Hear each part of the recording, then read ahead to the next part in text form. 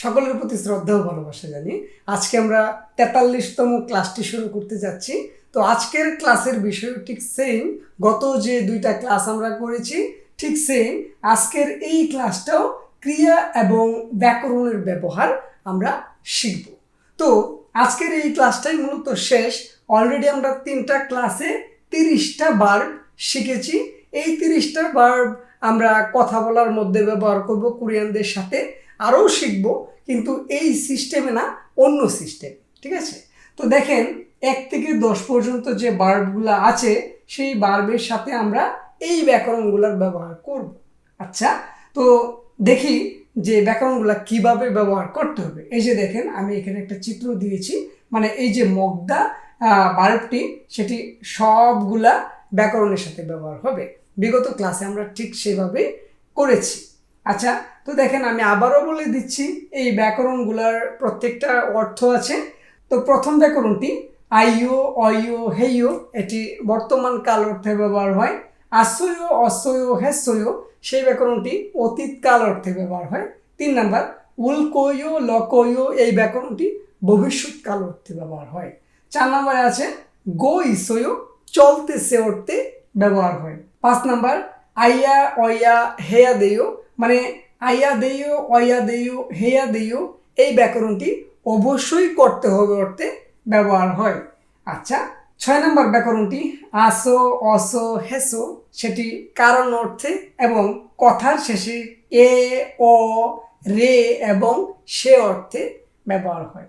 7 নম্বর ব্যাকরণটি উসেও এবং সেও, এটি সম্মান অর্থে ব্যবহার হয়, মানে কাউকে যখন আপনি আপনি করবেন সেই অর্থেই ব্যাকরণটি ব্যবহার হয়। যেমন গ্লাসটা এগিয়ে দিন, বই পড়ুন, এই যে পড়ুন, এগিয়ে দিন, এই অর্থে উসেও এবং সে ব্যাকরণটি ব্যবহার হয়।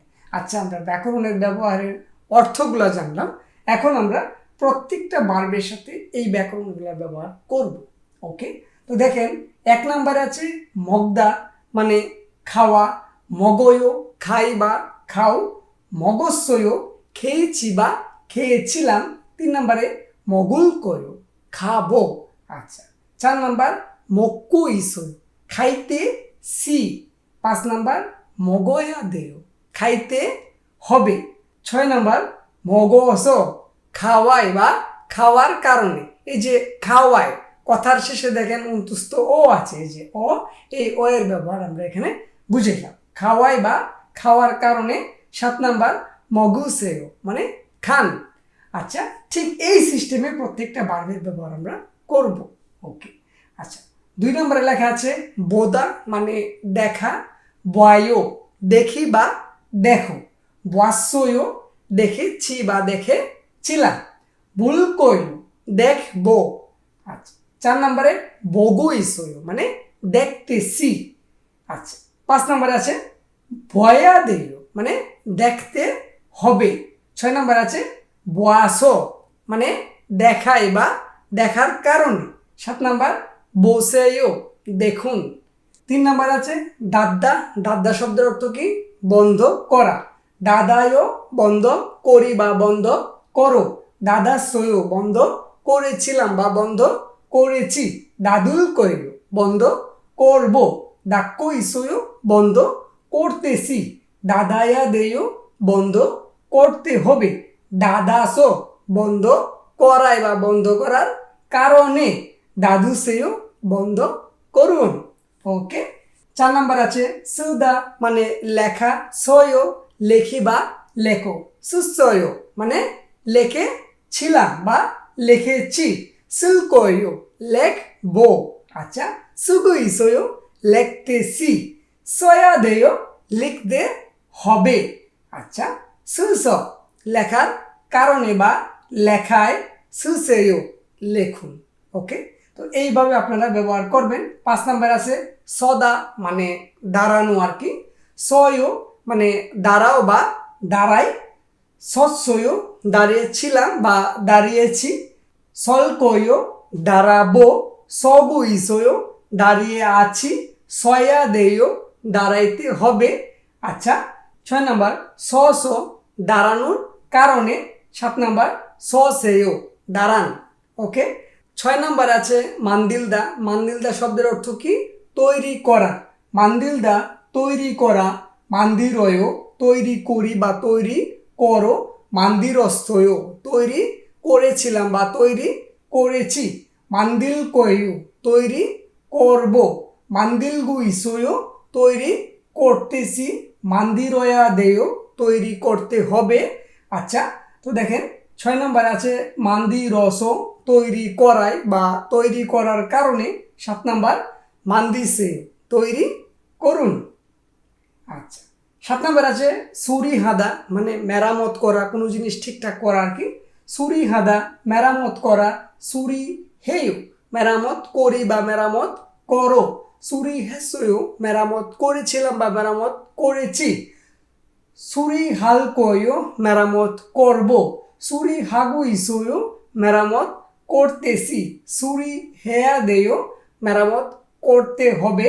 সুরি হেসো মেরামত করায় বা মেরামত করার কারণে। সুরি হাসিও মেরামত করুন। ওকে। 8 নাম্বার উনবান হাদা। উনবান হাদা শব্দের অর্থ কি? বহন করা। উনবান হেয় বহন করি বা বহন করো।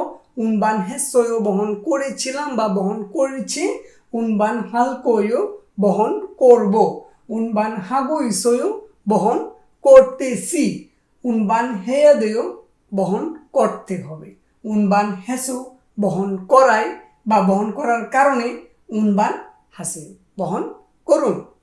9 নম্বর আছে বেউদা। বেউদা শব্দের অর্থ কি? শেখা। বেউদা শেখা। বেওয় শিকিবা শেখো। বেওসয় শিখেছিলাম বা শিখেছি। বেউল কয় শিখব। বেউগুইসয় শিখতেছি। বেওয়াদেয় শিখতে হবে। বেওয়াদেয়কে শিখতে হবে। বেওস শিখায় বা শিকার কারণে। বেউসেও শিখুন। আচ্ছা, সর্বশেষ 10 নম্বরে আছে বনেদা। বনেদা শব্দের অর্থ হলো পাঠানো। বনেদা পাঠানো। বুনেয় পাঠাই বা পাঠাও। বুনেশ্বয় পাঠিয়েছিলাম বা পাঠিয়েছি। বুনেল কয় পাঠাবো। বুনে গইসয় পাঠাইতেছি। বুনেয়া দেয় পাঠাইতে হবে। বুনেছো পাঠানোর কারণে। বুনেছেও পাঠানো। তো আজকের এই ক্লাসে আমরা এই ভার্বের সাথে এই গ্রামারের ব্যবহার শিখলাম এবং বিগত 2টি ক্লাসেও আমরা এইভাবে চর্চা করেছি। দেখেন, আজকে নিয়ে 3টি ক্লাস, অর্থাৎ 3টি ক্লাসে 30টি বার, তার সাথে একই পদ্ধতিতে আমরা ব্যাকরণের চর্চা করেছি। তো এইভাবে যদি আপনি চর্চা করেন, শুধু এইভাবে চর্চা করলে হবে না, আপনাকে বাক্য তৈরি করতে হবে। যেরকম যে মান্দিলদা মানে তৈরি করা। মান্দিরস্বয় তৈরি করেছিলাম। অজে পাং মান্দিরস্বয় মানে গতকালকে রুটি তৈরি করেছিলাম। বেউদা শিকা। বেওসয় শিখেছিলাম। জনুন বাংলা স্কুলতে হানগুগুরুল চাল বেওসয় মানে আমি বাংলাদেশে থাকতে কোরিয়ান ভাষা ভালোভাবে শিখেছিলাম। এইভাবে আপনাকে বাক্য তৈরি করতে হবে। বুনেদা পাঠানো। বুনেশ্বয় পাঠিয়েছি।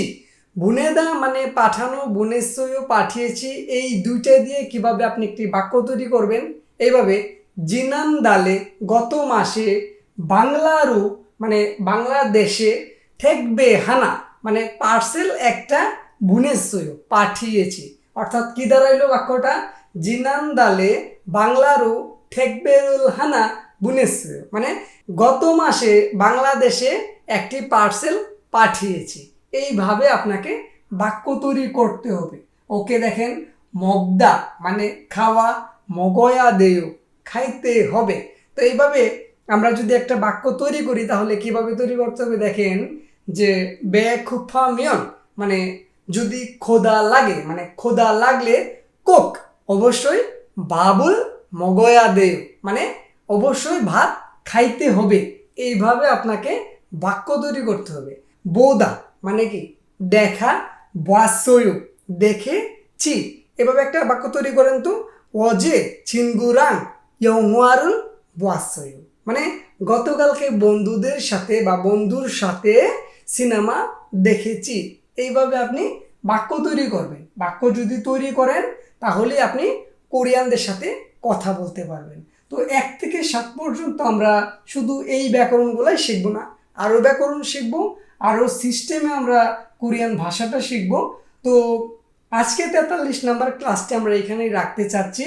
তো 3টি ক্লাসে 30টি বার, তার সাথে এই 7টি ব্যাকরণের ব্যবহার আপনি যদি করেন দেখবেন যে আপনার ভিতরে একটা পরিবর্তন আসবে, আপনি কথা বলতে পারবেন। ঠিক আছে, তো আজকে 43 নাম্বার ক্লাসটি আমরা এখানেই রাখছি। আগামী ক্লাসে অর্থাৎ 44 নাম্বার ক্লাসে আমরা অন্য কোনো বিষয় নিয়ে আবার উপস্থিত হব। আপনাকে অবশ্যই চর্চা করতে হবে এবং কোরিয়ানদের সাথে কথা বলতে হবে, আর কথা বলার জন্যই দিবু ভাই আছে, আপনাকে আমি সাহায্য করব। ঠিক আছে, তো আমরা সবাই ভালো থাকি, সুস্থ থাকি। সবাইকে অসংখ্য ধন্যবাদ এতক্ষণ সাথে থাকার জন্য।